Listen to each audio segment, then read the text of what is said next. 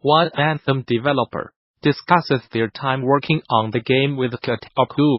Kotaku has published a story that collects the experiences of 19 developers that were involved in the development of BioWare's latest release Anthem, in some way, working through what many of those devs describe as a raw game development, plagued by issues from the start.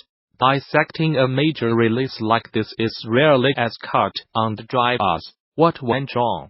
But still, some of the anecdotes shared by the anonymous developers interviewed for this story offer a look at how issues encountered in different parts of development can wear on a team and affect the work they set out to do.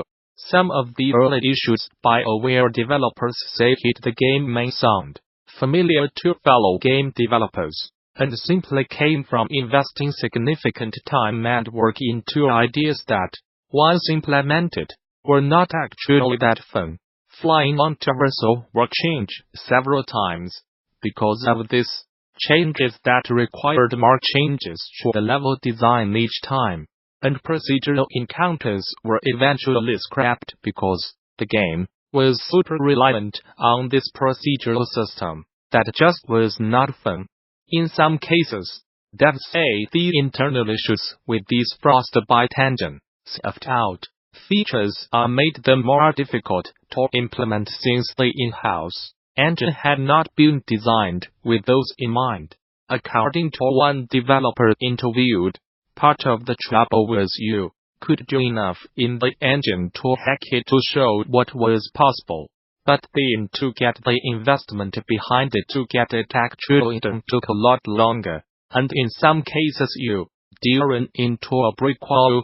Then you realize, oh my god, we can do this only if we reinvent the wheel, which is going to take too long. It was sometimes difficult to know when to cut and run. In other cases, developers said there were several times where they participated in long meetings on how to approach and overcome certain issues, but would wrap up without any deciding on any course of action. That would just happen over and over. Stuff would take a year or two to figure out, because no one really wanted to make a call on it, said an anonymous Anthem developer.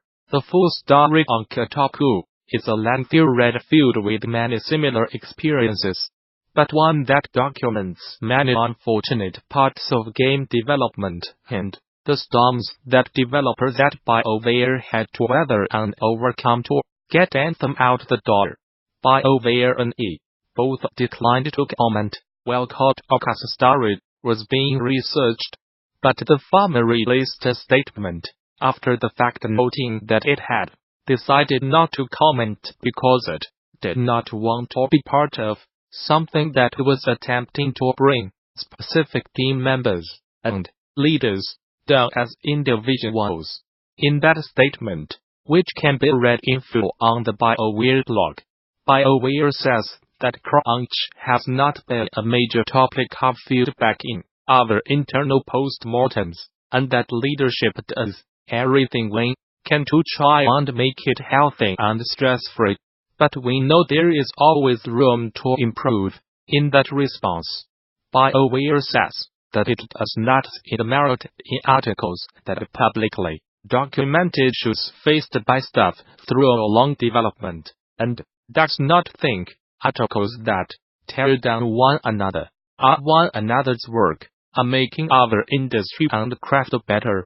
This interview is part of our Road to DF series. You can find the rest by clicking here. Nth Dimension. Hacking explores places you are not supposed to be, leaving players to explore and wonder them as they seek the hidden truth buried within seemingly dead ends. Gamasutra spoke with Zachariah Chandler, developer of the Nuovo Award-nominated Nth Dimension, hacking, to talk about creating worlds where the truth is hidden in out-of-the-way places and the joys of being lost and unsure in digital realms. I am Zachariah Chandler, and I am the guy making Nth Dimension, hacking, NDH. I do all the stuff: programming, shader work, level design, sound, music, eventually animation, etc. I just came out of a game design bachelors at RMIT, Royal Melbourne Institute of Technology. NDH is my final semester project, actually. So, I have been making games for 3 years now. Before my degree, I had not really meddled in anything game-related. I focused on visual art in school. There was not a single moment where I thought, I am gonna make a game about a little triangle ghost evading an obtuse chiaroscuran public transit system. But rather a series of disparate ideas came together all at once and coalesced into NDH.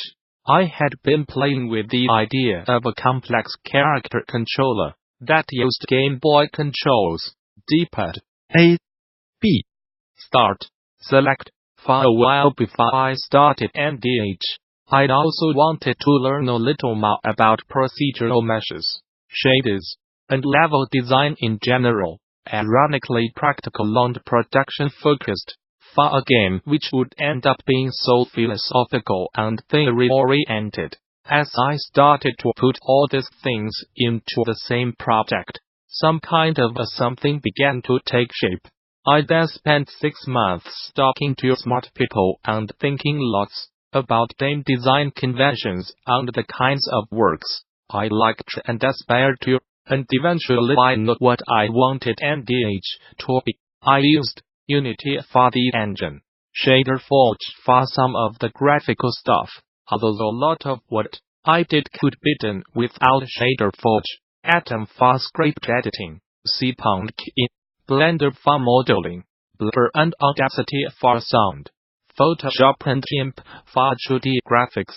Honestly, I always want to make spaces that are mysterious and strange, but truthful. Every part of the geometry and environment is solid and interactable. There are no invisible walls. The space is always telling you the exact truth about what is there. That kind of level design creates trust between the world and the audience, and gives the space a great deal more weight and intrigue because the player does not have to worry about arbitrary gate-keeping or correct paths or whether or not what they can see is what is really there. Another aspect of this kind of design is encouraging lateral thinking. I spend a lot of time just digging around and trying to get to strange parts of my levels. I like to find out of the way areas and think about what it might be interesting to find there, and how it might relate to the rest of the space. Much like my mechanical design, the spatial design happens very slowly and organically, and usually according to what I personally find compelling. Obfuscation, everything from the graphics to the controls to the sound design, is all set up to be a little opaque and inscrutable. The space itself is also arranged in such a way that if one follows it according to common sense, it will lead nowhere. One must instead poke around in the corners and edges of the space to find what is worth finding. You have to start thinking about the space in a different way, and while the whole environment is designed to be navigable by the player, it is not immediately apparent, and that adds to that feeling of unbelonging. I play a lot of walking sims. I think they might be my favorite genre of game. I'd also really like action games. Games where you get a significant level of control over your body. Mario 64, Tomb Raider 1996, Elite Dangerous, and Eurotruck Simulator 2 are good popular examples. One of the things I particularly enjoy doing in walking sims, and in games in general, is trying to get to places that it looks like I should not be able to get to, or to climb as high as I can. Unfortunately, most walking sims do not have interesting controls with which to do this, but they often have compelling atmospheres and environments. I wanted to combine these two things and create a slow, atmospheric action game. As for the specific mechanics of audiences, I chose those based on what I wanted to do while I was prototyping. I did not have a comprehensive list laid out prior to development, although I had some rough ideas, which I had been mulling over for a few months before I started. I wanted to fly, so I added a glider. I wanted to see in the dark, so I added a torch, and so on. Much of the refinement process was simply sitting down and playing, seeing how the different tools talk to each other and what kinds of meta tools they created. It was very organic. I think games focus too heavily on being easy to understand and easy to consume. If players are confused or uncertain, then this is seen as a flaw in the game. I think that's garbage. Sometimes it's good to be uncertain, or wary, or to feel in the lost. And creating situations for players to feel that way shows a level of respect for your audience, as well as the world you have created. NDH is about learning. You have to learn how to use your tools, how to navigate the space, where to go and how to get there, and being able to read the space is a part of that. I think the game would lose something if it was easier to look at and understand at a glance. When I was a little kid, my dad took me to his university computer lab and sat me down with some games while he studied. I do not remember much of what I played, but I do remember being kind of afraid of games.